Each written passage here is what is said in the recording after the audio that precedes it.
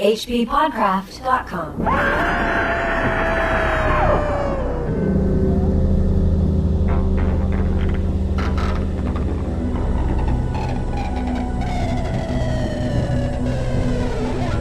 The Hound by H.P. Lovecraft.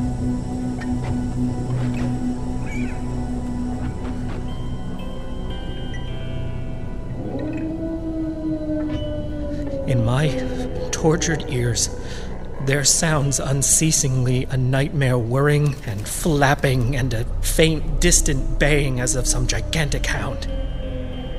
It is not dream. It is not, I fear, even madness, for too much has already happened to give me these merciful doubts. St. John is a mangled corpse. I alone know why, and such is my knowledge that I am about to blow out my brains for fear I shall be mangled in the same way. Down unlit and illimitable corridors of eldritch fantasy sweeps the black, shapeless nemesis that drives me to self-annihilation.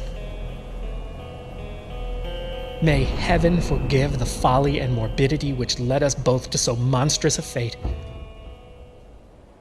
Wearied with the commonplaces of a prosaic world, where even the joys of romance and adventure soon grow stale, St. John and I had followed enthusiastically every aesthetic and intellectual movement which promised respite from our devastating ennui.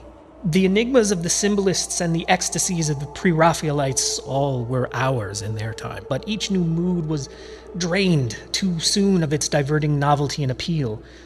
Only the somber philosophy of the decadents could hold us, and this we found potent only by increasing, gradually, the depth and diabolism of our penetrations. Baudelaire and Huysmans were soon exhausted of thrills, till finally there remained for us only the more direct stimuli of unnatural personal experiences and adventures. It was this frightful emotional need which led us eventually to that detestable course which even in my present fear I mention with shame and timidity, that hideous extremity of human outrage, the abhorred practice of grave robbing.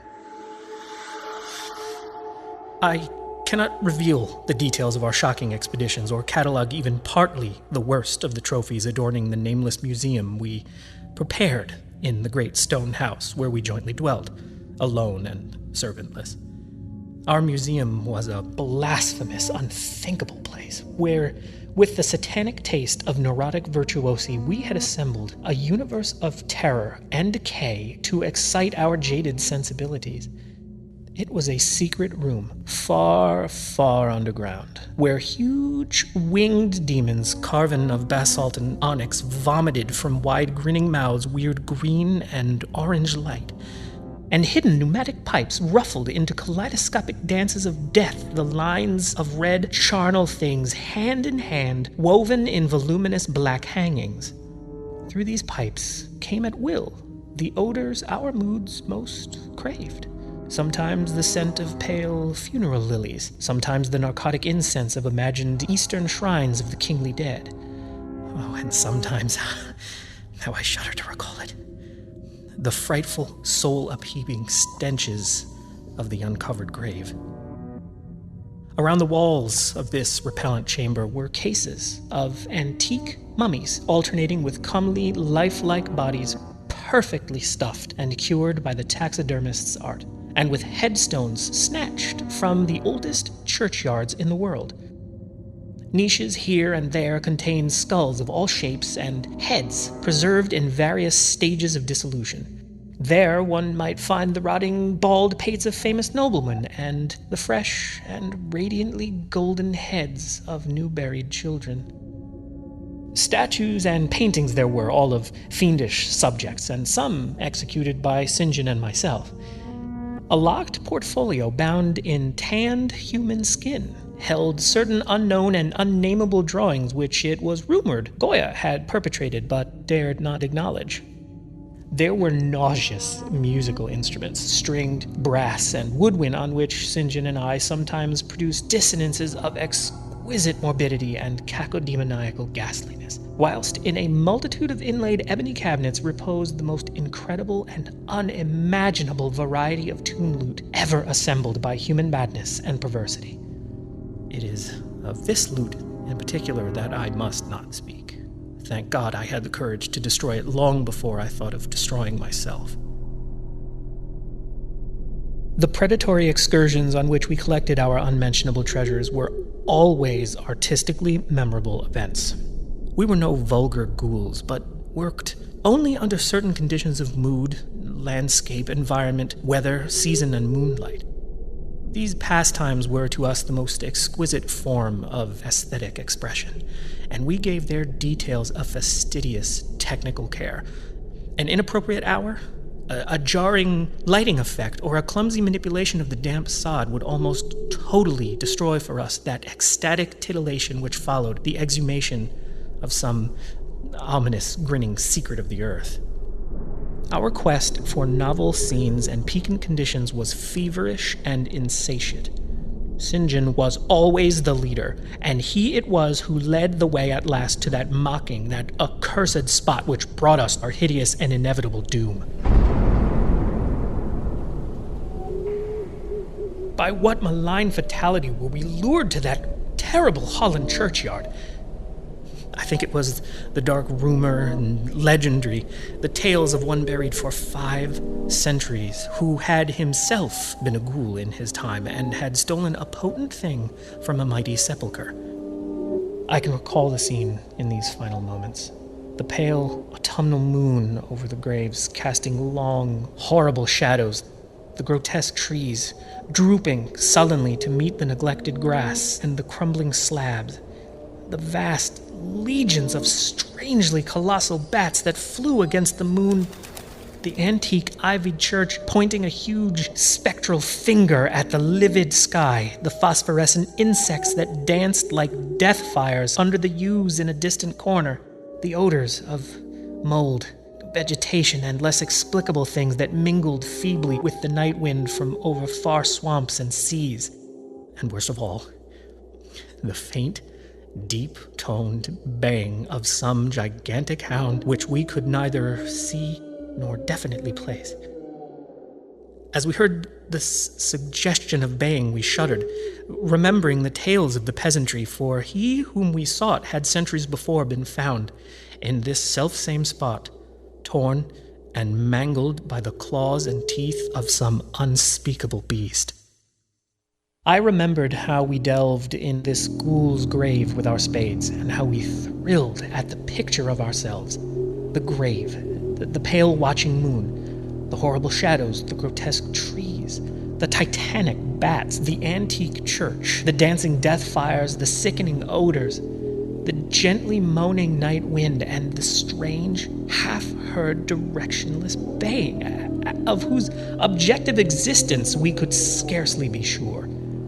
Then we struck a substance harder than the damp mold and beheld a rotting oblong box crusted with mineral deposits from the long undisturbed ground. It was incredibly tough and thick, but so old that we finally pried it open and feasted our eyes on what it held. Much, amazingly much, was left of the object despite the lapse of 500 years. The skeleton, though crushed in places by the jaws of the thing that had killed it, held together with surprising firmness. And we gloated over the clean white skull and its long, firm teeth and its eyeless sockets that once had glowed with a charnel fever like our own. In the coffin lay an amulet of curious and exotic design, which had apparently been worn around the sleeper's neck. It was the oddly conventionalized figure of a crouching winged hound, or sphinx with a semi-canine face, and was exquisitely carved in antique oriental fashion from a small piece of green jade.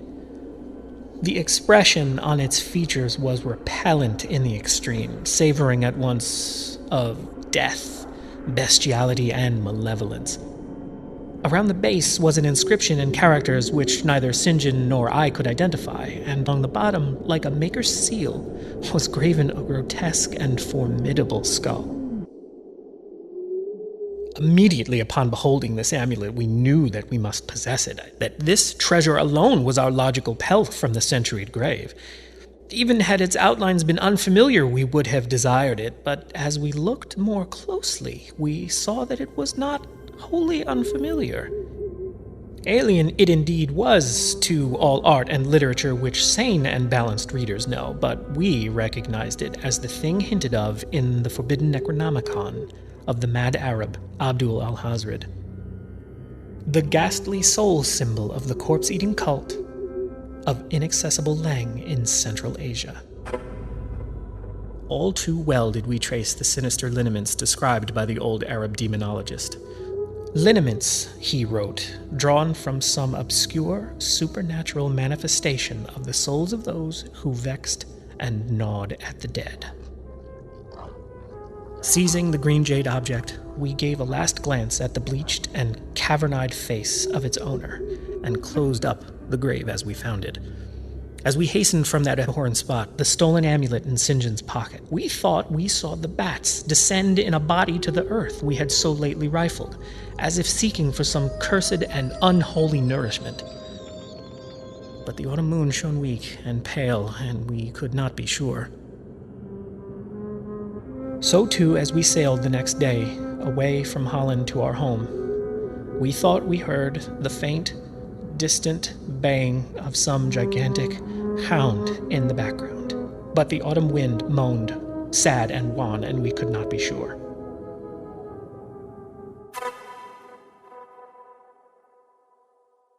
Less than a week after our return to England, strange things began to happen. We lived as recluses, devoid of friends, alone and without servants in a few rooms of an ancient manor house on a bleak and unfrequented moor, so that our doors were seldom disturbed by the knock of the visitor. Now, however, we were troubled by what seemed to be frequent fumblings in the night, not only around the doors, but around the windows also, upper as well as lower. Once we fancied that a large opaque body darkened the library window when the moon was shining against it, and another time we thought we heard a whirring or flapping sound not far off. On each occasion, investigation revealed nothing, and we began to ascribe the occurrences to imagination alone. That same curiously disturbed imagination which still prolonged in our ears the faint, far baying we thought we heard in the Holland churchyard. The jade amulet now reposed in a niche in our museum, and sometimes we burned strangely scented candles before it. We read much in Al-Hazred's Necronomicon about its properties, and about the relation of ghouls' souls to the objects it symbolized, and were disturbed by what we read. Then terror came. On the night of September 24th, I heard a knock at my chamber door. Fancying it St. John's, I bade the knocker enter, but was answered only by a shrill laugh. There was no one in the corridor. When I aroused St. John from his sleep, he professed entire ignorance of the event and became as worried as I. It was that night that the faint, distant baying over the moor became to us a certain and dreaded reality. 4 days later, whilst we were both in the hidden museum, there came a low, cautious scratching at the single door which led to the secret library staircase. Our alarm was now divided, for besides our fear of the unknown, we had always entertained a dread that our grisly collection might be discovered.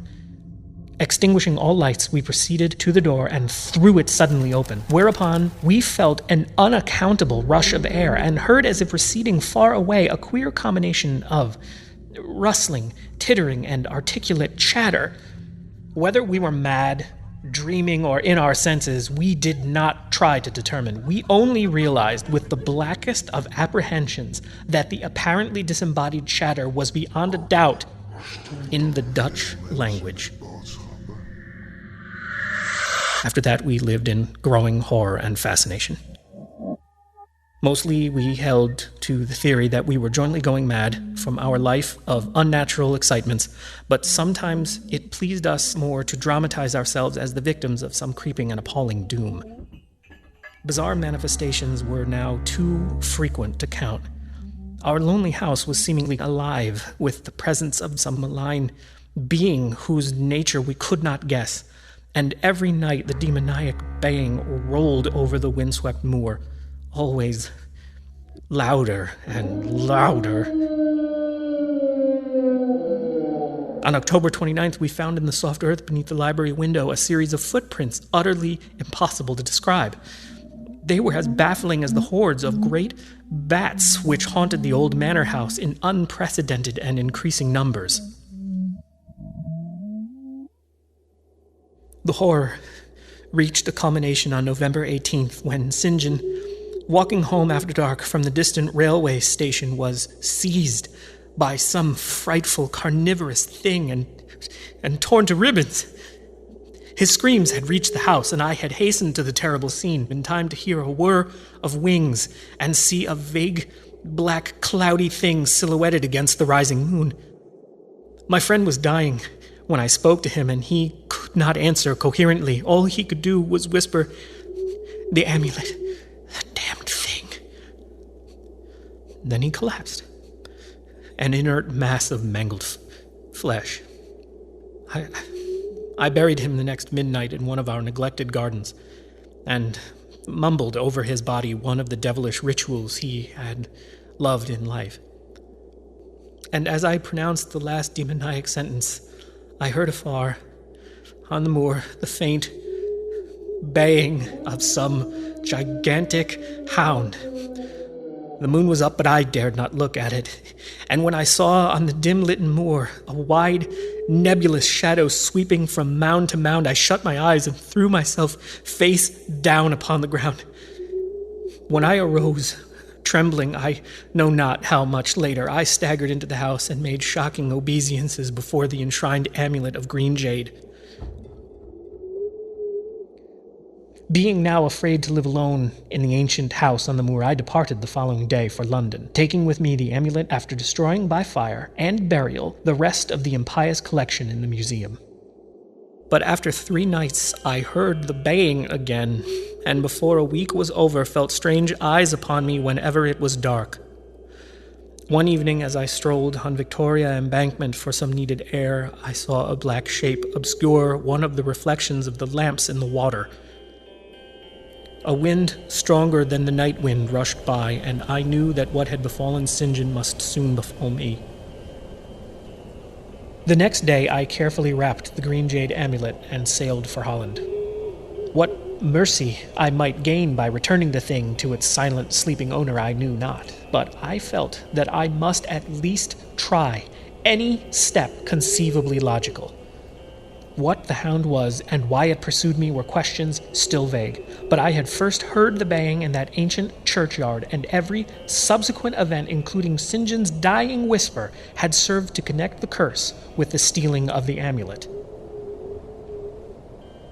Accordingly, I sank into the nethermost abysses of despair when, at an inn in Rotterdam, I discovered that thieves had despoiled me of this sole means of salvation.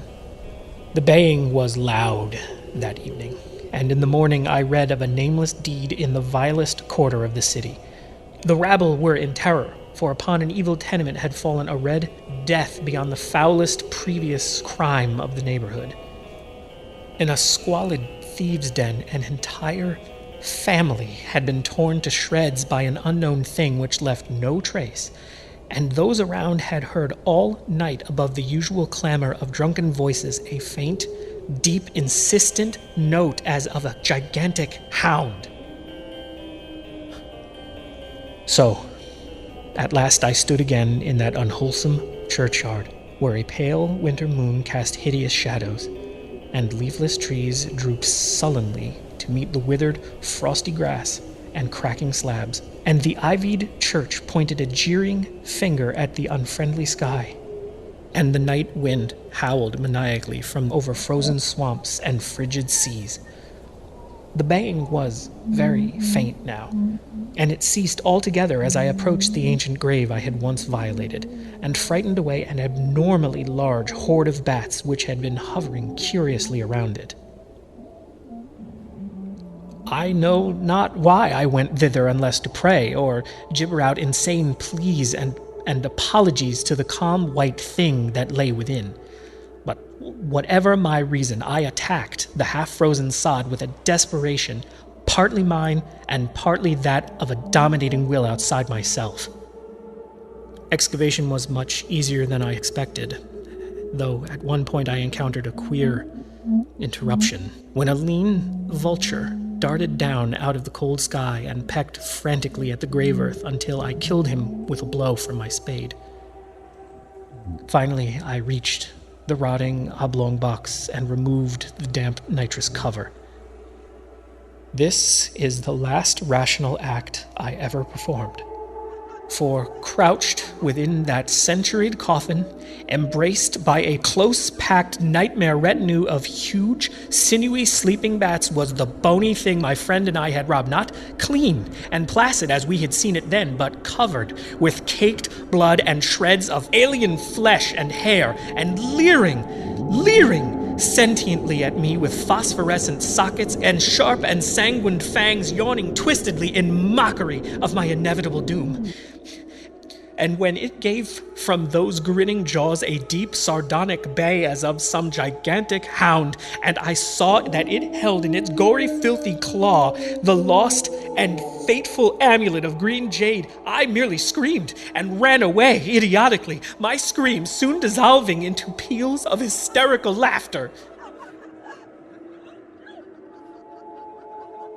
Madness rides the star wind, claws and teeth sharpened on centuries of corpses, dripping death astride a bacchanal of bats from night-black ruins of buried temples of Belial. Now, as the baying of that dead, fleshless monstrosity grows louder and louder, and the stealthy whirring and flapping of those accursed web wings circles closer and closer, I shall seek with my revolver the oblivion which is my only refuge from the unnamed and unnameable.